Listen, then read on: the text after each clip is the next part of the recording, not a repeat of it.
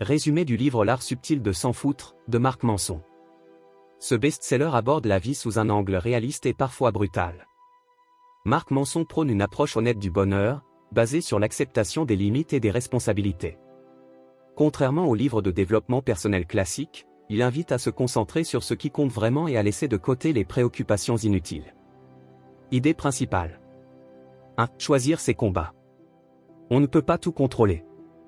Il faut donc définir ses priorités et accepter de ne pas s'investir dans tout. 2. Le pouvoir de dire non. Dire non aux choses sans importance permet de dire oui à ce qui a du sens pour nous. 3. L'acceptation de l'échec. Les échecs sont inévitables et essentiels pour progresser. L'important est d'apprendre à en tirer des leçons. 4. La responsabilité personnelle. Même si certaines situations échappent à notre contrôle, nous avons toujours le pouvoir de choisir notre réaction. 5. L'importance des valeurs. Les mauvaises valeurs, comme la recherche constante de validation, mènent à l'insatisfaction. Les bonnes valeurs, comme l'honnêteté, l'engagement, apportent du sens à la vie.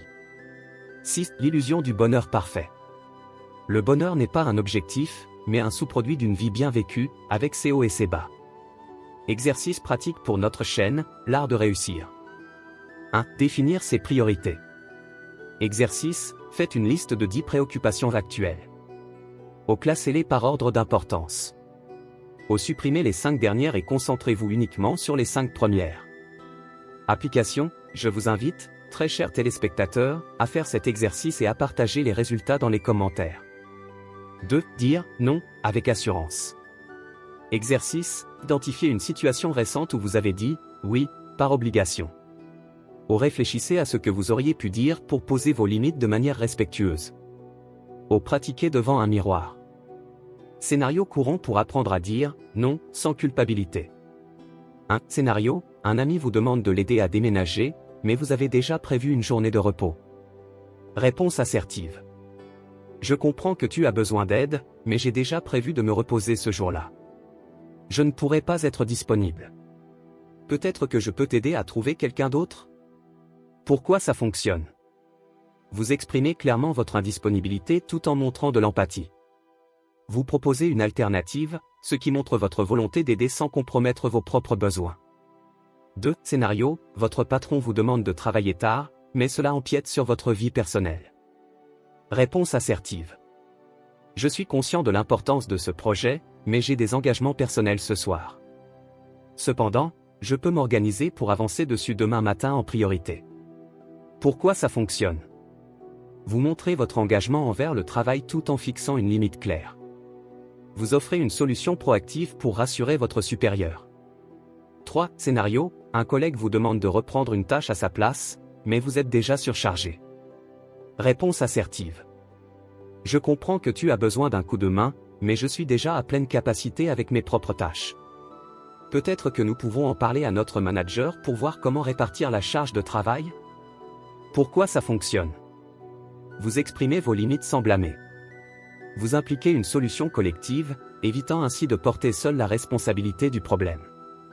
4. Scénario, un membre de la famille insiste pour que vous assistiez à un événement, mais vous n'en avez pas envie. Réponse assertive. Merci pour l'invitation, mais je préfère me reposer ce jour-là. Je vous souhaite de passer un bon moment, et on pourra se voir une autre fois. Pourquoi ça fonctionne? Vous déclinez poliment tout en montrant de l'intérêt pour une future rencontre, ce qui adoucit le refus. 5. Scénario, un ami vous sollicite pour un prêt d'argent, mais cela vous mettrait dans une situation délicate. Réponse assertive. Je comprends ta situation, mais je ne peux pas te prêter cette somme pour le moment. Cependant, je peux t'aider à trouver d'autres solutions. Pourquoi ça fonctionne? Vous fixez une limite claire tout en montrant votre soutien autrement. 6. Scénario, on vous propose de participer à un projet bénévole, mais vous manquez de temps. Réponse assertive. C'est une cause qui me tient à cœur, mais je ne peux pas m'engager pour le moment à cause de mon emploi du temps. Je vous soutiens de loin et espère pouvoir aider à une autre occasion. Pourquoi ça fonctionne? Vous montrez votre intérêt sans vous engager au-delà de vos capacités, ce qui laisse la porte ouverte pour l'avenir. Astuce générale pour dire non sans culpabilité. Restez factuel, expliquez brièvement votre indisponibilité sans justification excessive. Proposez une alternative, cela montre votre bonne volonté. Restez ferme mais courtois, un ton calme et respectueux est essentiel. 3. Journal des échecs. Exercice, notez un échec récent. Ou analysez ce que vous avez appris et comment vous pourriez vous améliorer. Application, faites un épisode spécial où vous partagez un de vos échecs personnels et les leçons tirées. 4. Prendre la responsabilité. Exercice, pensez à une situation problématique. Ou identifiez votre part de responsabilité et les actions que vous pouvez entreprendre. Application, je vous encourage très chers téléspectateurs, à commenter une situation et à réfléchir à vos responsabilités. 5. Revoir ses valeurs. Exercice, listez vos 5 valeurs principales. Ou demandez-vous si elles guident vraiment vos décisions.